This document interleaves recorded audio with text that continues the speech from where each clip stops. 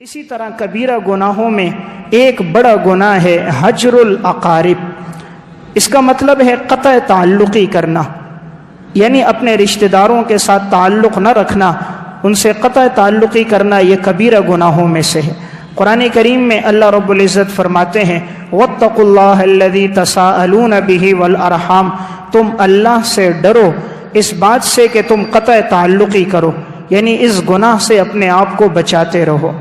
قرآن کریم میں اللہ تعالیٰ فرماتے ہیں فَهَلْ عَصَيْتُمْ إِن تَوَلَّيْتُمْ أَن تُفْسِدُوا فِي الْأَرْضِ، پس کیا تم گمان کرتے ہو اگر تم حکمران بن گئے تم زمین میں فساد کرو گے، وَتُقَطِّعُوا أَرْحَامَكُمْ، اور تم رشتوں ناتوں کو توڑ دو گے، أُولَئِكَ الَّذِينَ لَعَنَهُمُ اللَّهُ، جو رشتوں ناتوں کو توڑیں گے ان پر اللہ کی لعنت ہے، فَأَصَمَّهُمْ وَأَعْمَى أَبْصَارَهُمْ، اللہ ان کو بہرا کر دے گا، اللہ ان کو نابینا کر دے گا۔ تیسرے مقام پر اللہ رب العزت نے فرمایا والذین یصلون ما امر اللہ بہ ان یوصل، ایمان والے وہ ہیں جو صلہ رحمی کو قائم رکھتے ہیں، ویخشون ربہم، اپنے رب سے ڈرتے ہیں، الذین ینقضون عہد اللہ من بعد میثاقہ ویقطعون ما امر اللہ بہ ان یوصل، ایمان والے وہ ہیں جو بچتے ہیں اس سے کہ وہ توڑیں اللہ کے احکامات کو جہاں اللہ نے حکم دیا جوڑنے کا، وَيُفْسِدُونَ فِي الْأَرْضِ، اور بچتے ہیں کہ وہ زمین میں فساد نہیں کرتے۔ تو قطع تعلقی اتنا بڑا گناہ ہے کہ نبی اکرم صلی اللہ علیہ وسلم نے فرمایا، صحیح بخاری کی روایت ہے، لا يدخل الجنت قاطع، آپ نے فرمایا قطع تعلقی کرنے والا جنت میں داخل نہیں ہوگا۔ نبی اکرم صلی اللہ علیہ وسلم نے فرمایا من کان یؤمن باللہ والیوم الآخر فلیصل رحمہ،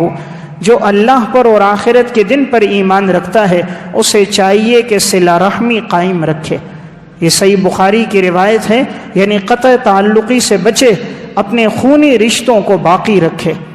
آپ صلی اللہ علیہ وسلم نے ارشاد فرمایا لیس الواصل بالمکافی، نہیں ہے وہ صلہ رحمی کرنے والا جو بدلے میں صلہ رحمی کرے، ولیکن الواصل الذی، صلہ رحمی کرنے والا تو وہ ہے اذا قطعت رحمہ وصلہا، جب قطع رحمی کی جائے تو وہ رشتوں کو جوڑے۔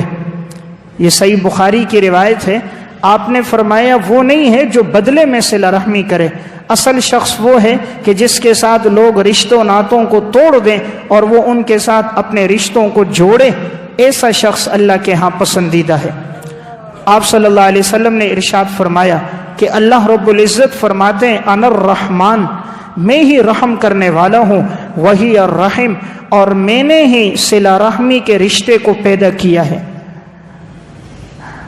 اللہ تعالیٰ فرماتے ہیں میں رحمان ہوں، میں نے صلہ رحمی کے رشتے کو پیدا کیا ہے، شققت لہا اسما من اسمی، میں نے اس کو اپنے نام سے اس کا نام رکھا ہے، من وصلہا وصلتہ، جو اسے قائم رکھے گا میں اسے قائم رکھوں گا، ومن قطعہا بتتہ، جو اسے توڑے گا میں اس کے ٹکڑے کر دوں گا۔ تو سنن ابی داؤد کی روایت ہے، آپ نے فرمایا میں رحمان ہوں، رحمان کا مادہ رحم، اور صلہ رحمی کے اندر بھی یہی تین لفظ ہیں را حا میم، تو جو ان کو باقی رکھے گا اللہ نے کہا میں اس سے محبت کروں گا، اور جو اسے باقی نہیں رکھے گا اللہ تعالیٰ نے فرمایا میں اس کے ٹکڑے کر دوں گا۔ اس لیے قطع تعلقی گناہوں میں ایک بڑا گناہ ہے۔ حضرت علی بن حسین رحمہ اللہ نے اپنے بیٹے کو نصیحت کی، اور نصیحت کرتے ہوئے فرمایا یا بنیا لا تصاحب قاطع رحم، پیارے بیٹے قطع تعلقی کرنے والے سے دوستی نہ رکھنا، فإنی وجدتہ ملعونا فی کتاب اللہ فی ثلاث مواضع، میں نے اللہ کی کتاب میں 3 جگہ پایا ہے کہ اللہ نے ایسے شخص پہ لعنت کی ہے۔ فرماتے ہیں ایسے آدمی سے دوستی نہ رکھنا جو قطع تعلقی کرے، اس لیے کہ میں نے قرآن کریم میں 3 مقامات پر پایا ہے کہ اللہ تعالیٰ نے ایسے شخص پہ لعنت کی ہے۔ صحیح بخاری کی روایت ہے، حضرت اسماء رضی اللہ تعالی عنہ آپ صلی اللہ علیہ وسلم کے پاس آئیں، فرمایا یا رسول اللہ میری والدہ مشرکہ ہے، غیر مسلم ہے،